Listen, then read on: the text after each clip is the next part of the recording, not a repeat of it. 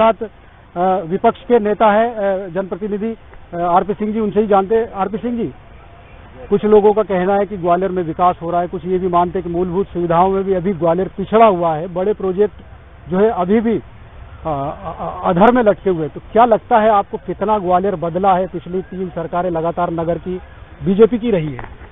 देखिए, भाजपा पिछले 5 दशक से काबिज है यहाँ नगर निगम पे, महापौर हो या उनकी परिषद भी उन्हीं की है। लेकिन जो ग्वालियर मध्य प्रदेश में पहले या दूसरे नंबर पे आता था, जबलपुर से भी पिछड़ गया। जहाँ तक आधारभूत सुविधाओं की बात है, ये देखने वाली बात है कि आज ऐसी परिस्थिति बन गई है, बड़े बड़े प्रोजेक्ट्स आने के बाद भी, वाले अमृत हो या स्मार्ट सिटी हो, स्मार्ट सिटी में सारी जनता की गाड़ी कमाई एक व्यक्ति विशेष को ऑब्लाइज करने के लिए लगाई जा रही है।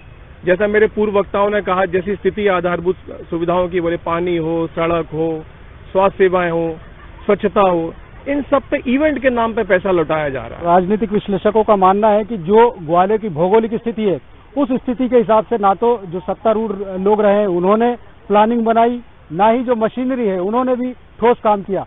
अब कुछ जनता से बात कर रहे थे, आप ही बताइए कि अगला जो चुनाव है वो क्या लगता है आपको, कि कौन से मुद्दे हैं या कौन से जो मसले रहेंगे कि उनको लेकर आप जनप्रतिनिधियों को वोट देने के लिए जाएंगे तो वो आपके दिमाग में रहेंगे? देखिए, जैसे भाई साहब ने बोला कि गुणवत्ता वाली चीज नहीं लगाई है, पाइप फट जाते हैं, तो आप विपक्ष में धरने दीजिए।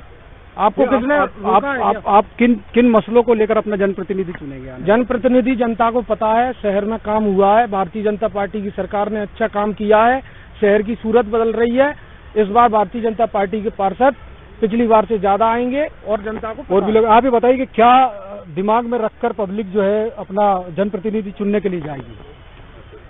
देखिए, जनता बहुत परेशान है, कोई उनके काम नहीं हो रहे हैं, बगैर पैसे दे रिश्वत लेके काम हो रहे हैं।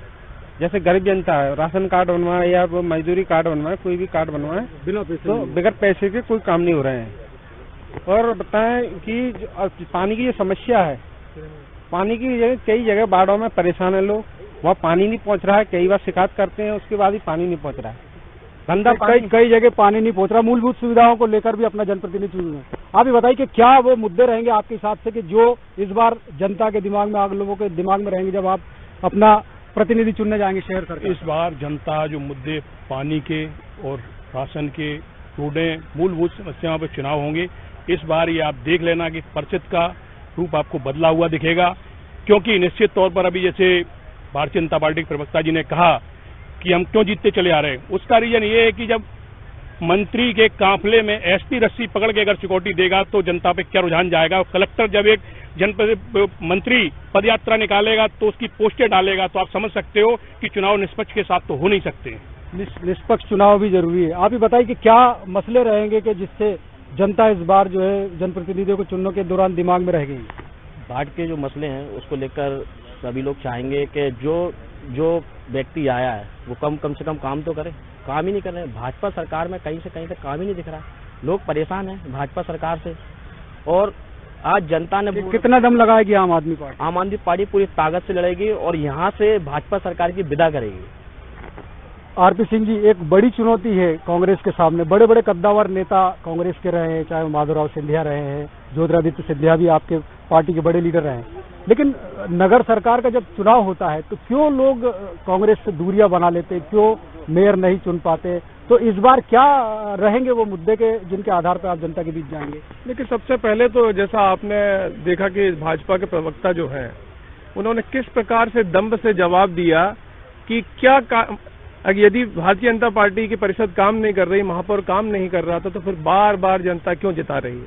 तो चुनौती तो मुझे लगता है उन्होंने दे ही दी जनता को, और वो दम्भ उनको भी, जनता को भी समझ में आ गया। जिस प्रकार का जनाक्रोश है, बड़ी बड़ी योजनाएं, 700 करोड़ की अमृत योजना हो, स्मार्ट सिटी हो, इनमें किस प्रकार के घोटाले हो रहे हैं। मुझसे पूर्व वक्ता ने जैसे बिल्कुल ठीक कहा, फूलबाग से आप किले गेट चले जाइए, आज एक इतना बड़ा टूरिज्म का जो एक यहाँ से लिफ्ट बननी थी, वो लिफ्ट जो है वो एक ही व्यक्ति के उस पर बलि चढ़ गई।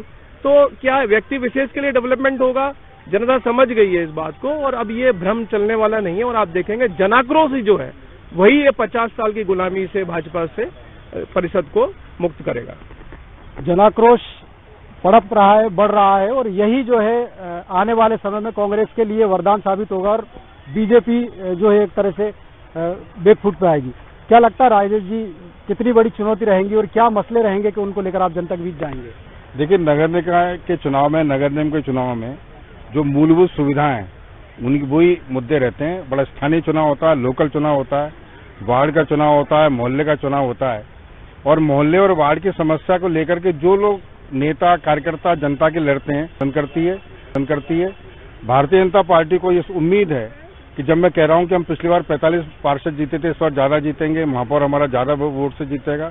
उसका कारण ये कि हमारे वार्ड में, मोहल्ले में हमारे जो नेता और कार्यकर्ता हैं, जनता से सीधे संबंध है। हम उनके लिए लड़ते हैं, उनको सुविधाएं दिलाने के लिए लगातार संघर्ष करते हैं। और यही कारण है कि ग्वालियर में जब भी निकाय चुनाव होंगे तो भारतीय जनता पार्टी को अच्छा बहुमत मिलेगा।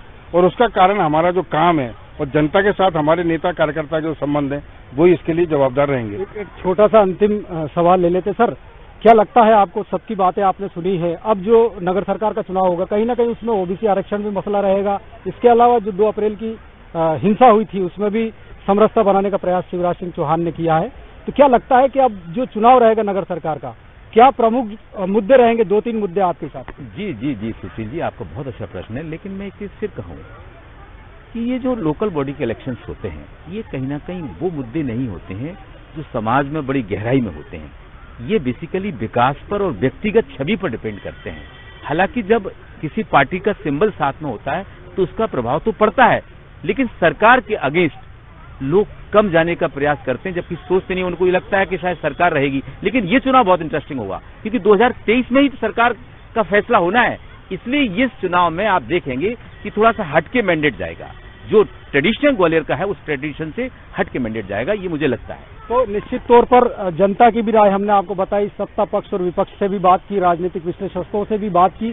सबका निचोड़ निकल कर यही आया कि 2023 में विधानसभा के चुनाव है और उसके पहले जब नगर सरकार के चुनाव होंगे तो कहीं न कहीं विधानसभा के मद्देनजर भी यहाँ मतदाताओं का एक रुझान रहेगा। तो निश्चित तौर पर ग्वालियर शहर में इस बार शहर संग्राम जो होगा, सत्ता का जो चुनाव होगा, वो कहीं न कहीं बड़ा कश्मकश भरा होगा और उसमें जनता भी अपनी तरफ से मत प्रकट करेगी। वहीं सत्ता को भी विश्वास है कि वो वापसी करेंगे, वहीं कांग्रेस के और अलावा दूसरे जो दल है उनको भी उम्मीद है कि इस बार जो है नगर निगम में वो इतिहास बदलेंगे और अपना कब्जा करेंगे। तो निश्चित तौर पर 2023 के पहले नगर सरकार का जो संग्राम होगा ग्वालियर में, वो कहीं ना कहीं एक बड़ा घमासान होगा। आज इस चर्चा में हमने ग्वालियर शहर के विकास और आने वाली तस्वीर के बारे में बात की।